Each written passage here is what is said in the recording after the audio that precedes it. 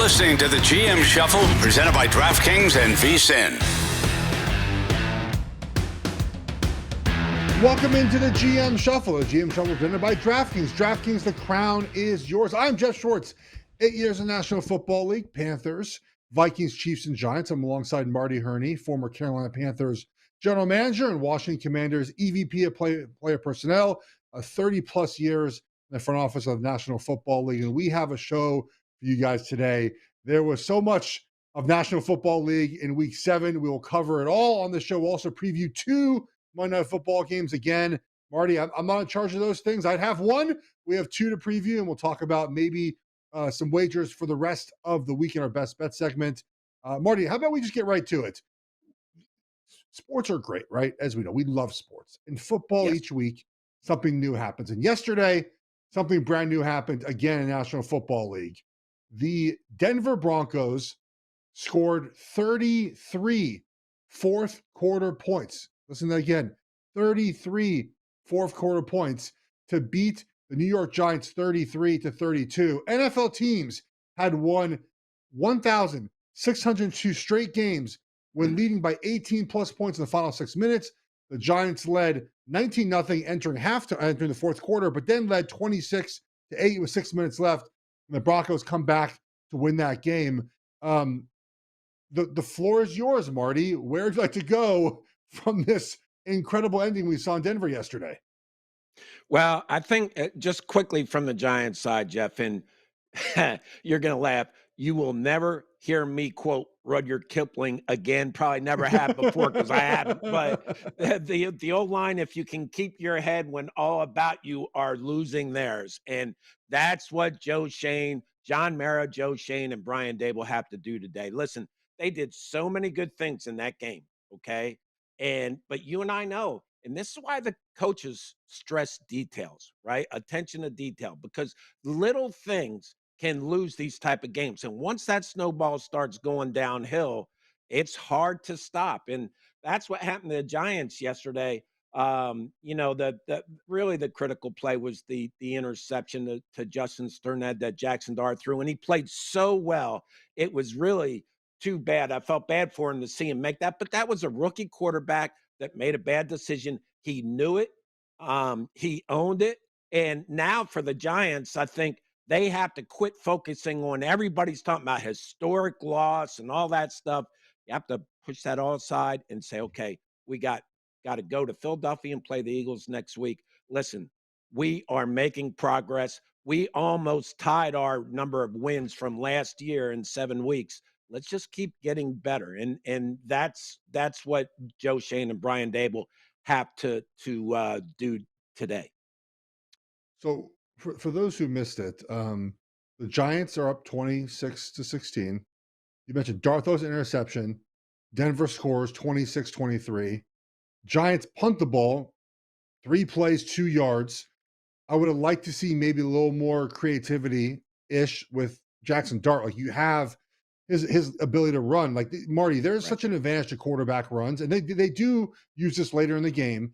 But, in a 4-minute situation, there are so many creative ways, I think, to get your quarterback involved that you shouldn't have 3 plays for 2 yards, in my opinion. Like, you just shouldn't. And there's ways to use the RPO game and the ways to use the tight end coming backside and different ways to find creatively. Look, we see this all the time with, a lot of the teams that are winning right now. They find those creative ways to get their quarterback involved in those moments. Doesn't happen. The Broncos score a touchdown to go up 30-26 under 2 minutes. The Giants come back, score a touchdown. There was on a horrific pass interference call, Marty. We got to fix this problem in the NFL. Okay, the best play in the NFL is an underthrown pass that turns into a defensive pass interference. I don't know how to legislate this better other than maybe making those specific ones not spot fouls, making them a 15-yard penalty like we used to have, right? We used to have Marty, it's not, I don't like using the word fair, but it's not fair to the defender in that moment, right? They're playing defense. Their head is on the offensive player as they should be. That's a technique. You don't look at the quarterback as you're running, of course. The ball's underthrown. The wide receiver jumps back into the defender who is still running after the wide receiver, and they're supposed to stop, turn their head around and somehow find the ball. Like Marty, it's unfair to those guys. The Giants end up taking advantage of it. The Broncos go 2 plays and score a field goal after the Giants miss an extra point. So just a wild ending. And what was frustrating to me in this game, Marty, we had to have a discussion about this, is Sean Payton is supposedly an offensive genius. I agree. I agree. What he's done in his career, he deserves that label. He does not call plays for Bo Nix like he's an offensive genius, Marty. And we have to figure out why that is. For 3/4 of this game, the Broncos looked like a team that did not practice offense at all. Enough bubble screens, enough RPOs, enough balls behind the line of scrimmage. And then as soon as it's time to actually come back in the game, voila, Marty, this offense reappears that they don't run at all ever until they're down by 19 points. And either Sean Payton has lost his fastball or Bo Nix is untrustworthy. I don't know what it is, Marty, but it was disgusting watching that Broncos offense for the first 3/4 of this game.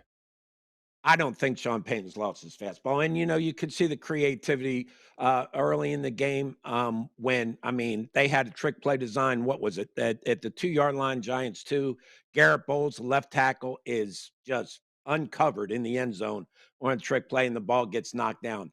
I do think it's an adjustment to, listen, Bo Nix in his second year.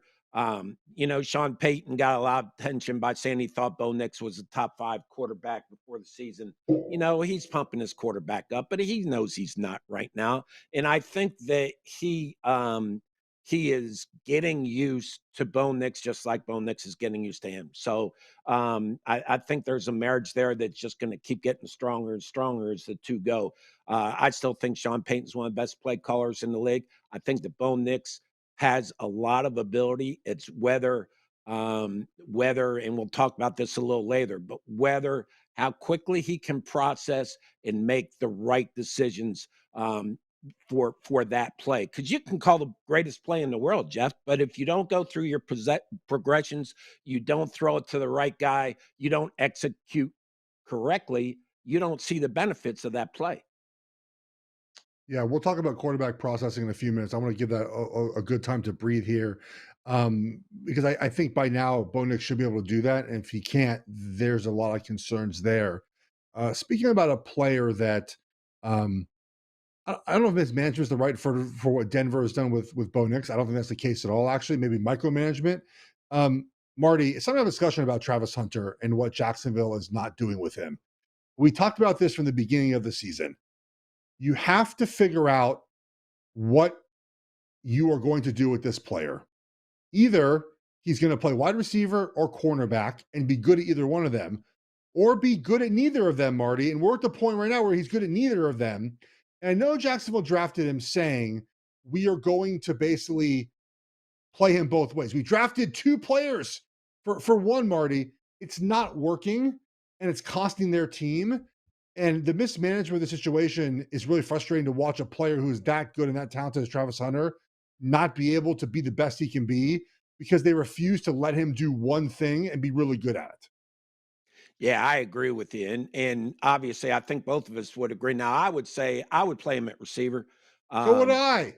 and So would and I. I'd leave him there. But the other question that's been going through my head, and I was with Jeff Morrow for 20 years in Carolina, and he would always say when we got to the first round, he'd always say, "Listen, if it's close, we can get wide receivers elsewhere." And if it's not a Jamar Chase, if it's not a Justin Jefferson, I think we've seen that receivers can step in and fill in when maybe the first teamers are hurt a little easier than other positions. And I think that they moved up to get Travis Hunter. They're trying to. I think there's almost a thing where you're trying to justify that by saying he's a two-way player, but just use his skills on the offensive side. I totally agree with you there. But Marty, the thing. Oh, so by the way, he did have 100 yards yesterday, but almost all of them were Yeah. when they were down 28-0. So those are, Yes. I mean, they're great. It's great he got the yards, but Right. obviously sort of unimportant to the actual result of the game. Um, is that like y- you can get the most out of a player drafting him 2 overall, and you trade up for him if he becomes elite at something. if he becomes an elite ball player and becomes an all-pro, no matter where you draft and what assets you gave up, that's a home run. To draft a guy second overall who becomes an all-pro wideout but doesn't play any corner is a home run for you. That's a slam dunk. Yes, you trade a pick next year, but there's no guarantee next year you'll draft an all-pro in the first round either. You have a guy who can be that good at wide receiver. We saw it yesterday. Instead, again, they're doing this dumb thing. He played 67 snaps on offense and 14 on defense. And he by the way, he had a good play on defense. He knocked the ball out of Adams' hands. Like, he did well, Marty, in a couple of plays he was on defense. But again, you're taking away opportunities for him to be that impactful offensively. And you need it right now because none of the other wide receivers catch the football. How many drops did Brian Thomas have yesterday? 3? I think he had 3 drops yesterday. So Travis Hunter at least catches the football. Like, at least that's what you need from this offense. Yeah, I mean, and that's kind of who Brian Thomas is. Just real quick, I mean, that's who he was at LSU, and the consistency has always been something I believed he needs to improve on. Travis Hunter, it would be different, Geoff, if they played him at wide receiver for the first couple of years, okay? And then once he mastered that, you can bring him in and play him on defense now and then. But I think that you're asking too much of a rookie. I agree with you that you're asking just too much of him to learn both sides of the ball. And you need somebody who can help Trevor Lawrence. I mean, you got the first overall pick in the draft 5 years ago. He's not necessarily hasn't played like that. Now he has had 4 coordinators, but you need to get Trevor Lawrence and Travis Hunter on the same page and have them be that combination, that connection that you use when you absolutely need points. I just don't see it with Trevor Lawrence, man. I'm trying my best, Marty, to see this I'm with you. generational guy that we've been told he was going to be. And of course, draft, you get 50-50, right? He's good. He's fine. But I just don't see this transformational player. And I know Jackson's on the hook for a lot of money with him. The staff didn't draft him. They don't, there's no emotional connection to him. I do wonder in this offseason if they explore something. I don't know what something is. I don't know what it can be. But I just don't see that with him. I don't know how attached this staff will be. All right, coming up in the GM Shuffle, presented by DraftKings Network, we're going to talk a little bit Chiefs, Colts, Packers, cover all the games next on the GM Shuffle.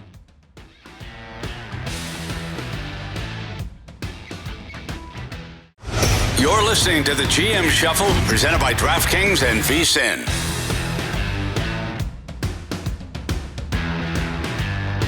We're back on the GM Shuffle. Let's get right back to the games here, Marty. The Chiefs beat the Raiders 31-0, I think was the final score of that game. The Chiefs ripped off 3 touchdown drives immediately in this game. They're up 21-0 at the half, and it was rather shocking, Marty. The Chiefs ended up with over 30 first downs in this game. The Raiders had 3. That's it. Yeah, you heard that right. 3 first downs in this game. It was a game that was dominated by, obviously, a much better team here. The Raiders only had 30 plays, and that includes, I believe, 2 on the final drive of the game. The Chiefs ended up taking a knee, Marty, with still 2+ minutes left in the game. They decided, you know what, we're just not even going to try to have our backups play anymore. Mahomes got benched in the third quarter. Obviously, benched is the wrong word because they put the backups in. They're up 31-0. And look, I know the Chiefs well. We've talked a lot about Kansas City on this show. This is the first time they have had basically the quad of Rashee Rice, Xavier Worthy, Hollywood Brown, Travis Kelce all together. And you couple that with an offensive line that's playing well. Now, Max Crosby got hurt. That certainly helped against a Raiders team that's not very good. But Jalen Moore is filling in for Josh Emmons while he's out. Trey Smith went out for a little bit. Didn't really matter. The Chiefs are running the ball. The creativity is back in the offense, Marty. And, a 4-3 team right now, you're putting money in anyone to win the Super Bowl. It's Kansas City. And what they're doing right now is really, it's happened much faster than I thought. I always sort of left out when we talked about the Chiefs, I left out okay, they're playing bad now, but when they get healthy, when they get healthy happened much faster, Marty. And I want to give a shout out to 2 more Chiefs things before we talk about the Raiders for a second here. Steve Spagnuolo, bravo, man. You've taken a 0 pass rush and again found a way to make it work. And lastly, Juju Smith-Schuster. I understand He hit Brian Branch in the back. Dirty play. I don't know if it's dirty play, but it's not a great play. Should have been flagged. I get it. Okay. Set that aside. But he does the dirty work, Marty, for this offense. I don't think he gets enough credit for it. He blocks his ass off. And he's also found a niche of, or like in the slot against pressure. He becomes Patrick Mahomes' little valve to throw the ball to. He does so many little things that really help this team. We don't give him a shout out there. So what do you make of the Raiders and Chiefs? I mean, we kind of felt this, and you've been saying this for weeks about the Chiefs, but we have felt them getting better and better each week, Geoff. And this didn't really, not that you could predict that, and you can never predict that an NFL team's only going to get 3 first downs, but you kind of felt this one coming a little bit. And the only thing that made you cautious is it's an AFC West Division game. I kind of, it did surprise me. Pete Carroll came out and said he didn't see this one coming. Well, I think the Raiders have a lot of issues, and they have a long way to go building wise. And, we talked last night about Ashton Jenney. Is he really a guy who at the 6th pick is going to help you the most there? When you talk about quarterbacks, Geno Smith, is he a guy who can process and really win games for you?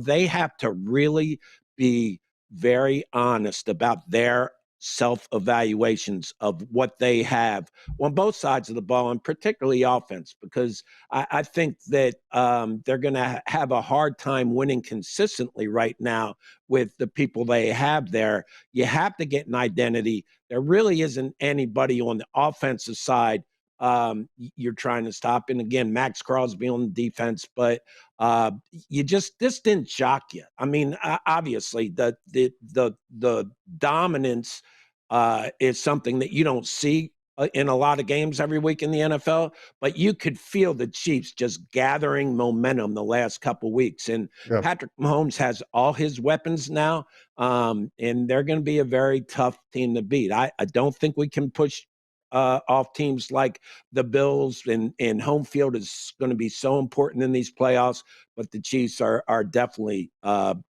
rolling right now. The Raiders, and I said this at the time, they should have drafted anyone else but a running back. They should have traded out. Marty and got as many draft picks as possible, but they foolishly believed they were close to winning this season. I don't know why. Look at their roster. I don't buy Geno Smith. I've said that. He's good story, fun story in Seattle, but clearly declined in Seattle. And they're not good. They can't block. They can't throw. Now, guys are hurt. I get it. But the NFL, guys get hurt. It happens. But Gentry was a non-factor in this game. Barely touched the ball when it mattered. And obviously, the Raiders only had 30 plays. So not great for them. If you like what you're hearing here in the GM Shuffle, there's even more VSiN Pro, betting splits, power ratings, and sharp analysis. All there's $9.99 your first month. Go to vsin.com/subscribe and check out all the subscription options. Marty, it's time. I think maybe, I don't know. I don't want to look foolish here, but the Colts are good. It's time. It's time for me to admit it. It's time for me to finally buy into the Colts. 38-24 thumping of the Chargers.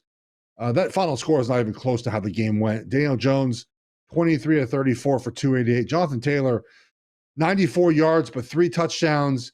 The offensive line's playing well. The defense is doing their job. Enough. They're doing enough, I should say. The defense, I think, still has some worries, but I just didn't see this coming with Jones, Marty, and I keep waiting for that moment where it's like, I know he's not good. I don't know, and I don't know really the hierarchy of quarterbacks where he is, but all I know is the Colts right now are on a historic scoring pace, points per drive, that is really unmatched NFL history, and it's time to start taking them seriously. Yeah, I mean, if you're an opposing defense coordinator that's playing them, when you sit down, what do you take away? I mean, they are so well-rounded, I think, on the offensive side of the ball. I mean, you said this before week 1 about, you like quarterbacks who can keep the ball, and Daniel Jones can make plays with his legs. He's doing a great job in this offense of going through his reads and throwing to the right guy. You have Jonathan Taylor, who really could be included in the MVP discussion. You have one of the best young tight ends in the league in Tyler Warren. I mean, who do you stop? Who do you take away? If you take somebody away, they got somebody else to go to. And yesterday, the offense got a lot of credit for the defensive performance in my mind, because they come out offense, they scored touchdowns on their first 3 possessions. Justin Herbert has to throw the ball 59 times, but behind a makeshift offensive line. Granted, now the Chargers have lost, the 2 top running backs, and don't have the running game they did maybe 3 weeks ago. But the Colts offense made the Chargers a one-dimensional team, and with a team like the Chargers, who's been riddled with injuries, that's enough. And the Colts made it look easy, really. They did. They scored a touchdown on 88% of their red zone possessions the last 4 weeks, Marty. They were 3 for 3 on fourth down early in this game that led to 14 points on their 2 opening drives. And the thing that I like about Steichen too is that he sort of makes the right decision. Like I'm pro aggressive. I'm pro score as many points as possible. I'm pro going for it. When you have a team back against the wall, they're struggling a little bit to stop you. You know what's backbreaking, Marty, is going for it on fourth down and converting. Yeah, you might not get it, absolutely. But imagine you're a defense. You've had 11 plays now, and you're just like, I got to stop. It's now 4th and 2. I did my job. Nope, first down. It's just demoralizing, man. It's absolutely demoralizing. The Colts sort of make those right decisions all the time. Now, the question is, what are they moving forward? I don't know. I don't think Daniel Jones is hosting Lombardi Trophy to end the season, but they have the Titans next week. Have we seen the Titans play? One thing about the NFL this season, and it's a trend that goes back to last season, the bad teams, Marty, are freaking bad, buddy. Like, yeah. The Titans are the Titans, the Raiders, the Jets. The Panthers didn't even play well that well yesterday. The Panthers easily won that game. The Saints do battle. They have 1 win, but they battle their butts off. The Browns battle a little bit, but the bad teams, the Dolphins, are so freaking bad. The Colts schedule is set up so well for them to continue to win at this rate. Right now, they're the favorite to have the 1 seed, I believe, on DraftKings. I'll double check that as we go here for good reason. It's Titans, it's Steelers, it's Falcons. Who knows what, those are games they should win. Then they're at Kansas City. That'd be a huge test for them. Looks like it's the week before Thanksgiving, of Thanksgiving. It's November 23rd in Kansas City.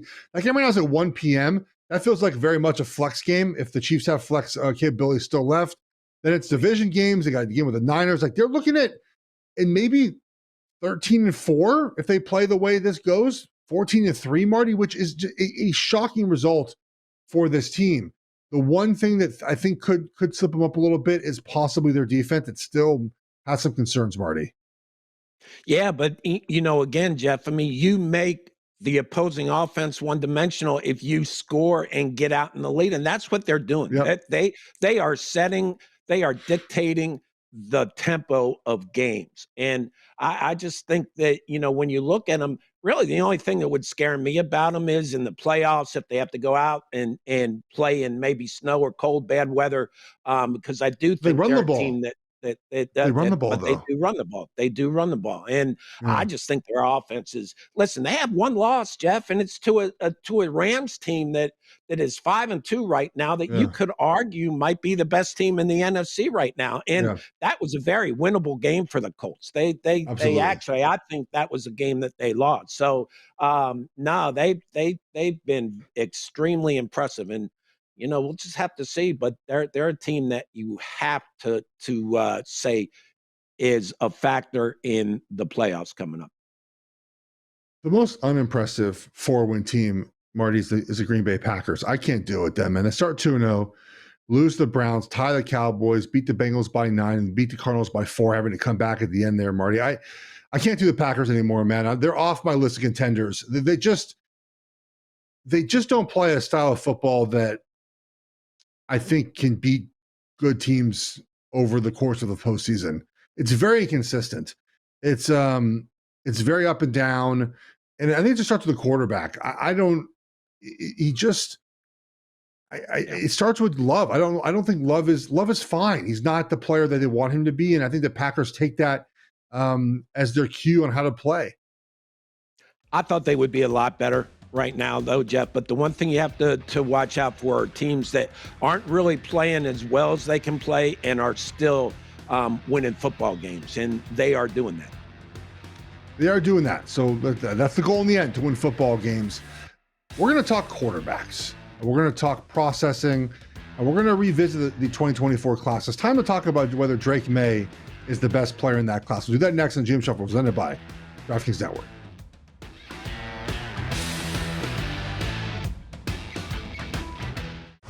You're listening to the GM Shuffle, presented by DraftKings and VSiN.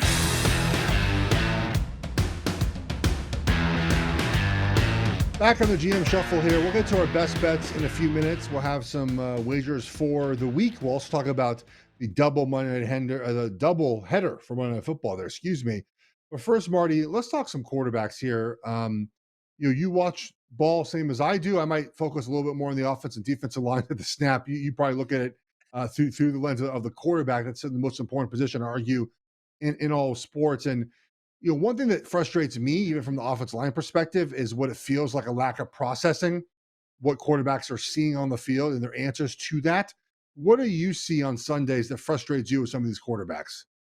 Yeah, I mean, Bill Polian, Peyton Manning, Tom Brady, they've all said that the quarterback position at the NFL level is one from the neck up. And they are so right, Geoff, we say a lot, oh, this guy holds on to the ball. Well, why does he hold on to the ball? It's because he is either not doing the pre-snap read, the post-snap read, doesn't have the vision and the decision making to see what's happening and make the quick decision within the 3 seconds you have to get rid of the ball. And yesterday I was watching the Rams Jaguars game, and I think it was in the third quarter on third down. It was the Jaguars had the ball about the Rams 40, and they put Travis Hunter in the slot, and the Rams line up Quentin Lake right across from him.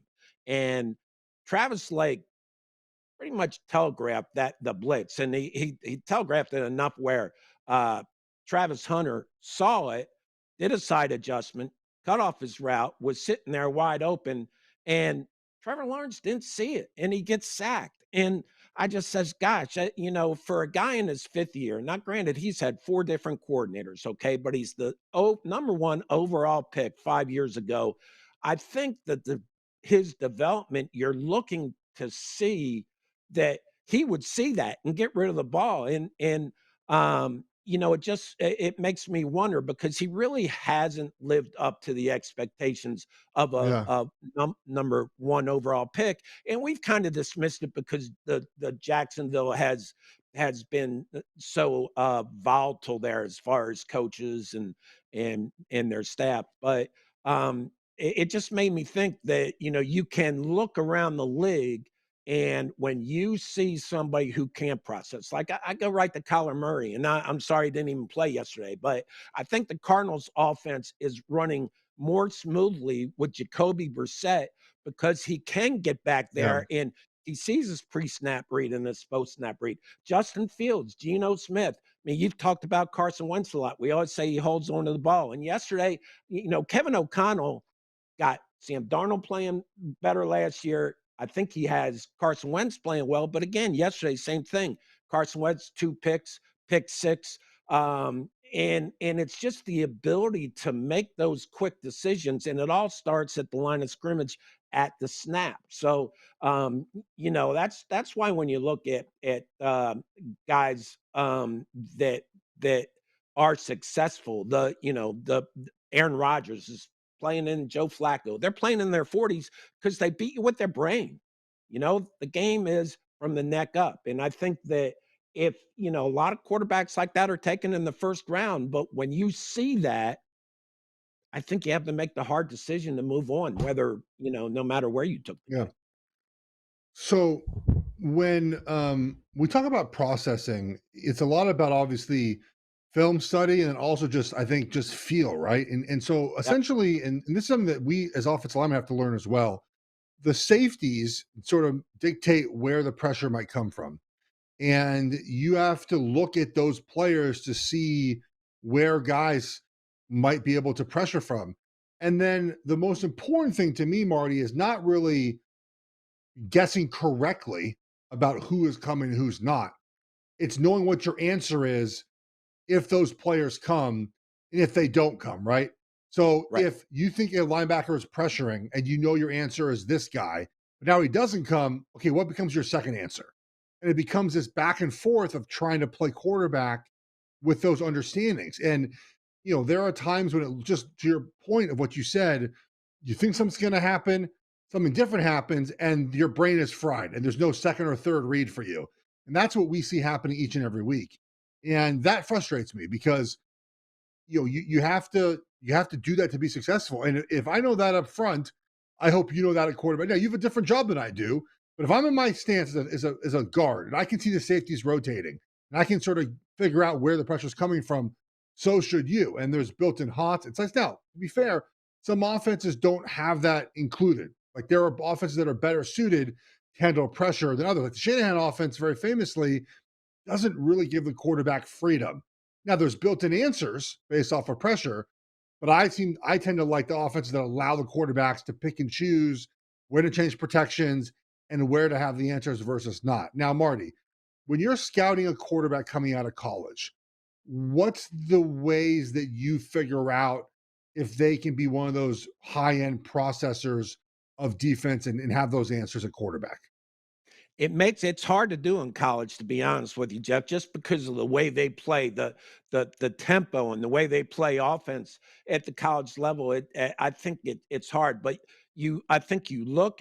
That's why I like going live and seeing these guys, because you look at their feet in the pocket, because with all the mental stuff you have to do, you also have to have the courage to stand in the pocket for 3 seconds when a 300-pound defensive tackle or a 270-pound defensive end is running right at you. So I think you look at their feet, their composure, the ability to stay in the pocket, and then you just watch their eyes and see if they go through their progressions and see if they know what the reads are. And again, nowadays, so many quarterbacks bail and get out and create outside that it's somewhat hard to do that. But I think that you mentioned the 24 class, and obviously, you saw Drake May do that. You saw Jaden Daniels do that, and you did see Caleb Williams do that, the top three guys, and that is so important. But then that's where the sitting down and bringing the player into your building and letting them sit down with your coaches and seeing what his understanding of the offense is. But a guy can be in the meeting room and draw up X's and O's all you want, but if he doesn't have the poise and the courage to stand in that pocket, you're not going to see it translate. So will you look at a quarterback's traits and someone who didn't do it in college, and then obviously you project it out to the NFL, right? Like, how do Right. you do that? Do you do that with coaches? Do you work with the coaches to figure out how that player can perform, or you just sort of hope it works out when you draft them? Well, obviously you get the coach's input, but I always was reluctant a little bit. Scouting and coaching are two different things. As a scout, you're great in flashes. You're great in what he can be, right? Coaches are great in what he is. Is he running the offense like it should be run? Is he making the right reads? Um, I, I still like, and I like Bryce Young coming out because I thought he could go through the progressions. Did you wish he was a little taller? Yes, but I thought he could find the visual passing lanes and go through his progressions and did not bail too quickly. And those are the things as a scout you're looking for. You're looking for the flashes, the traits, and now the coaches can come in and decide whether he is playing within the framework of the scheme. But I think as a scout, you're looking for those traits, the ability to stand in the pocket and go through your progressions, and then when the play breaks down, get outside the pocket and make plays happen, like Jalen Hurts does. He does that as well as anybody in the league. Yeah, number one is winning from the pocket. Have to do it. Number two, obviously, is if you can make plays outside the pocket, can you make them in a way that doesn't interfere with the offense, right? You don't want to, it's great to be able to improvise, but you don't want to make that too much of the offense. You would like to operate from the pocket. It's where the most efficiency happens. It's where the plays happen on time and in rhythm. It's where you have less of a chance to be intercepted, right? When you leave the pocket, those interceptions back across your body throws, getting hit, ball getting tipped, like those are things, bad things that can happen. But being the ability to do that is important, right? It's a new element to national football. Like the quarterbacks didn't do that, Marty, when I came in the NFL 2008. So it's No. not something that was a big part of their game.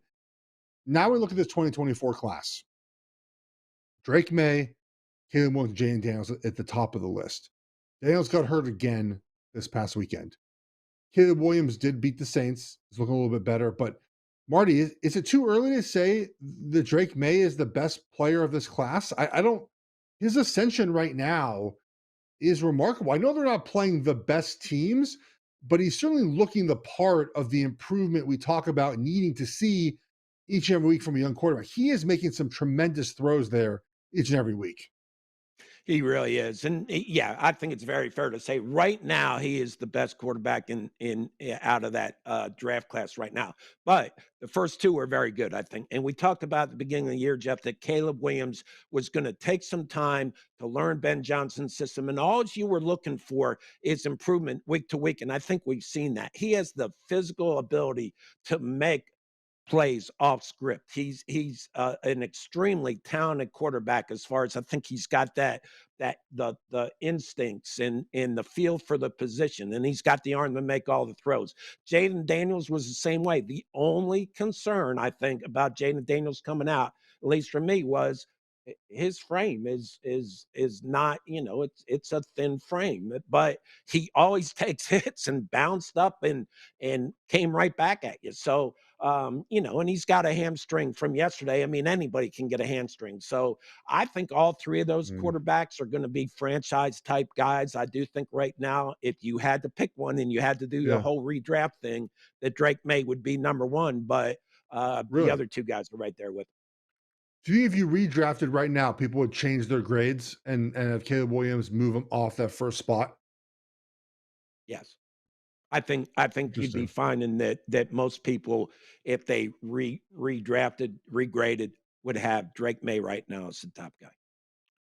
Wow. Even after Jane Daniels last year had a historic rookie season, as we know, Right. Williams gets Right. Ben Johnson playing a little bit better, but obviously Daniels is hurt, as you mentioned. What's funny is he didn't get hurt in college. I covered him as a true freshman at Arizona State, Marty. He was like 175 pounds. I was like, this guy Yeah. cannot play in college football at this way. And he was fine. He never hurt in college. Obviously, a hamstring can, you said it can happen to everyone.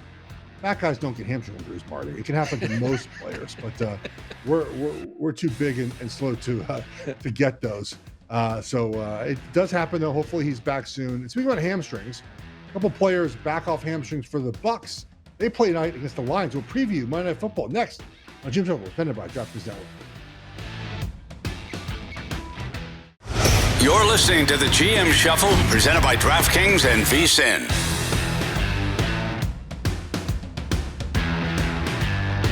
Welcome back to the GM Shuffle. See this in Monday Night Football. 2 games tonight. The first one, Marty, is really fascinating. Lions play Tampa Bay. Looking at it right now on DraftKings, the Lions are 6-point favorites. Total 53.5. A lot of money in Tampa Bay +6. I don't get this line, Marty. I I don't really either. don't. The sharp groups have hit the lines all week. I don't understand. And maybe that's because it's hard to win in the NFL and you can be wrong on a side and don't want to be against the sharp players. But the injuries for Tampa Bay are real. Mike Evans probably back tonight. Emeka Ibuka, they said, might be back. I wouldn't play him. I just wouldn't. But maybe that's a way to keep the Lions guessing. We Right. saw last week that with the wide receivers, Tampa Bay was fine, right? White did enough at running back. Their offense line's healthier. And then both Johnsons played well.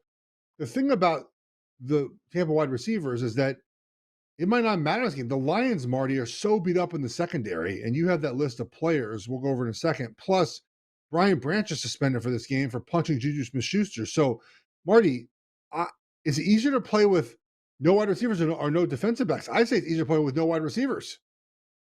Yeah, there's no question, Geoff. And replacing the defensive backs is going to be much harder. I mean, we've seen it all over the league this year, where wide receivers are out and guys come in and listen. There's a limit, like yesterday with the Commanders. I mean, just being without Terry McLaurin and Debo Samuel, I think was a little too much. But we've seen it around the league, and Mike Evans is going to play, and the Bucks have won with a rotation at receiver right now because of injuries. So and the Lions have Kirby Joseph, Terrion Arnold, Avonte Maddox, and as you say, Brian Banks. So I think I don't know. I do not understand this line as well as Baker Mayfield has been playing. Listen, Detroit is a very hard place to play. I think the Bucks have been an overlooked, underrated team all year, despite their record, despite the close games and the great comebacks. And when you win close games at the end of games, Jeff, especially in the last minute, like the Bucks have done, I think people look at it from the outside and tend to say, "Oh, well, they're not that good. They're winning too many close games." That's how good teams win in this league. You win close games like Yeah. that, and you have the confidence and the momentum that comes from winning close games like that. And I think that that's a Bucks team that's going into Detroit very confident. They have a very steady head coach. I just, yeah, this line perplexes me, but we'll probably be waking up tomorrow saying they knew what they were doing. The Bucks have beat the Falcons by 3, the Texans by 1, the Jets by 2. Now remember, they were up, I think it was 23-6 in that game before the Jets made a little bit of a comeback. They lost Eagles by 6, beat the Seahawks by 3, and beat the Niners by 11. That win looks better and better as the Niners played really well last night, beating the Falcons. And look, like, let's just say I'm gambling on this game, Marty. Would I rather have the Lions laying 6 or Baker Mayfield, who plays with his hair on fire, trying to score as much as he can all the time? Like, I'd rather be on Baker Mayfield. And right now with the MVP, it looks like it's between Mayfield and Mahomes right now. Marty, I never thought Mayfield could do this. I just never saw it coming. Sometimes you have to leave the bad situation, and Cleveland was clearly not a good situation. Sometimes you have to mature. But what he's doing right now, he's getting the attention for it now, but it's pretty remarkable. He's always had an arm, he's always had a little bit of moxie, but combine them together to get the most out of this offense. Hats off, man. He's done a great job. And we've talked about this before that he's a perfect fit. He's a perfect personality fit for this team, for a Todd Bowles coach team. And Todd Bowles just emphasizes toughness. You want to be physical, you want to be tough, you want to be mentally tough. That's Baker Mayfield. So he completes the circle over on the Yep. offensive side and really is a perfect fit for this philosophy in this team. One more Monday Night Football game here, and it's between the Texans and the Seahawks. Seahawks favored by 3.5 right now, total 41.5. What's funny about this game, Marty, is that Seahawks favored by, excuse me, by 3. There's 3.5 out there. This game it's at 10 p.m. Eastern. It's about time we're going to have the 6th inning of Blue Jays Mariners game 7. I don't know how many Seattle fans are they going to play the game like in the stadium. I mean, Mariners fans are going to be at this game tonight. They're going to all be watching their television. They have to play in the stadium, right? Have you been in a spot like that before when there's a baseball game happening at I the have same not. time as like they have to play it somewhere in the stadium, right? There's just no way they don't have the game on for all the Seahawks Mariners fans. A big game, obviously, baseball tonight. Uh, are the Texans a forgotten about team here? They're 2-3. They're off their bye. The last 2 games, now they started slow, right? They lost to the Rams, the Bucks, and the Jaguars.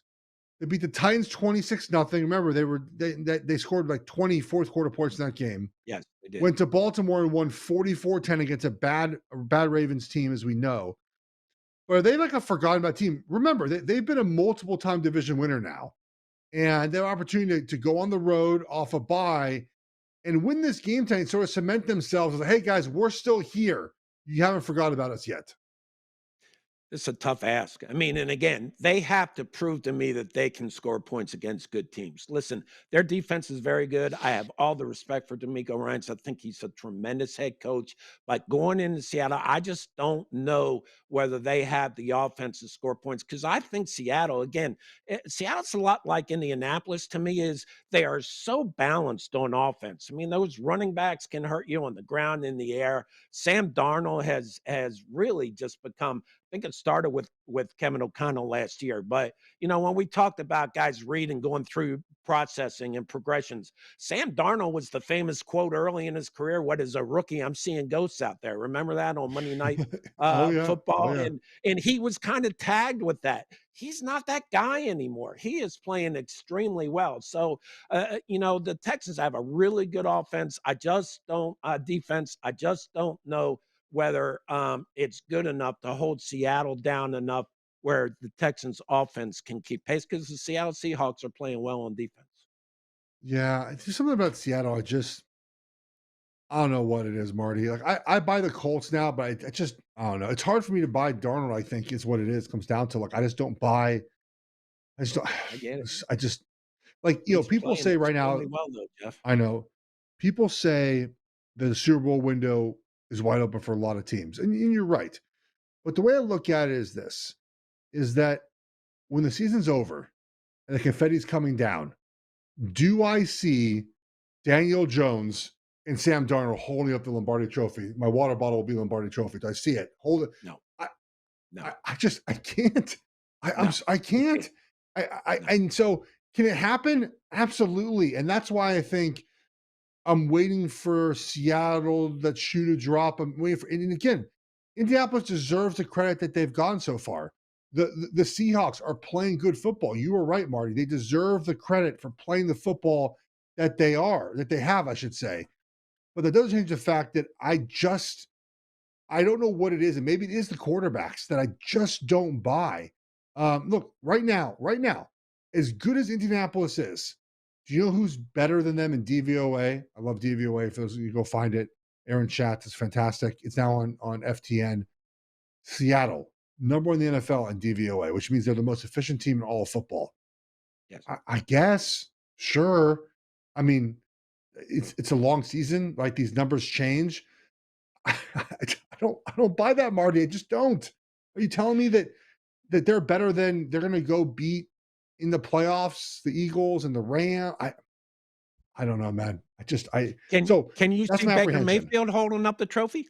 Could you see Baker Mayfield doing it? No, that's why I don't think Tampa Bay is winning the championship.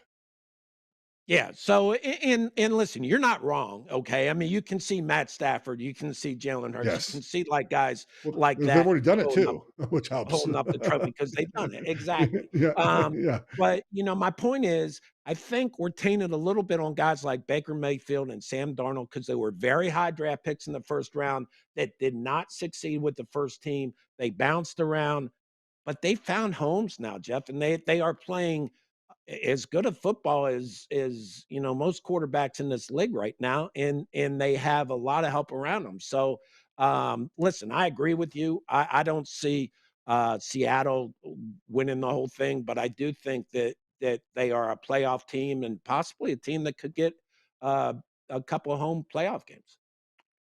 We'll find out. Obviously, have to win the division for that to happen. All right, Yeah, Marty, let's man. get to our best bets here, presented by DraftKings Network. Again, we're looking ahead to this upcoming week. Marty, what do you got for us first? I like Atlanta giving 7.5 to the Dolphins. It's at Atlanta, and I think that Bijan Robinson will still be running 15 minutes after the game. I just don't see how the Dolphins can stop him, and I think I think I got plus 190 on him scoring 2 touchdowns in the game, and I like the Nice. Falcons I like the Falcons to pretty much boat race the Dolphins. Why do the Dolphins just not fire Mike McDaniel? I don't understand why they keep running this back, Marty. Like every week, it's like, we got a chance still. We can still. What chance? Have you seen the team? They just went into Cleveland. Cleveland is not good, and they weren't even competitive. They had to bench Tua. I don't get it, man. I just don't get it. I mean, they have no physicality, Jeff. It's just listen. The team is bad, but we've talked about this.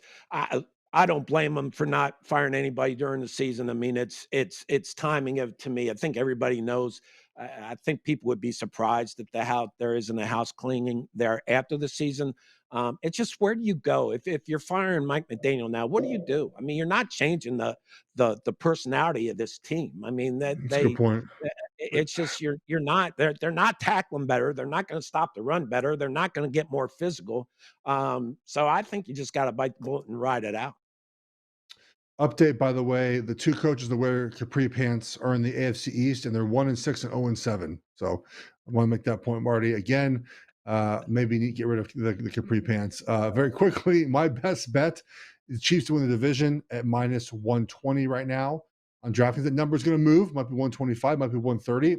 I don't care. Have you seen the rest of the AFC West? The Broncos needed a historic comeback to go to 5-2. The Chargers are dying. The Raiders stink. Chiefs, Marty, are making their way. right where they should be. They play Commanders team on Monday night. That's super beat up. They're going to win that game, and then they obviously have a couple weeks to go to Buffalo. But give me the Chiefs, man. The Chiefs have 2 against Denver too, so I like my chances there. Chiefs doing the division. I have enough. It's probably the biggest future position I have. I have a couple different ways. I will continue to bet on it. When the Super Bowl right now is plus 500. Mahomes, Baker Mayfield sort of switching back and forth between MVP favorites at the moment. New GM Shuffle drops every Monday, so every Thursday. Please find us on YouTube. Rate, review, subscribe. We always appreciate it. Enjoy the games.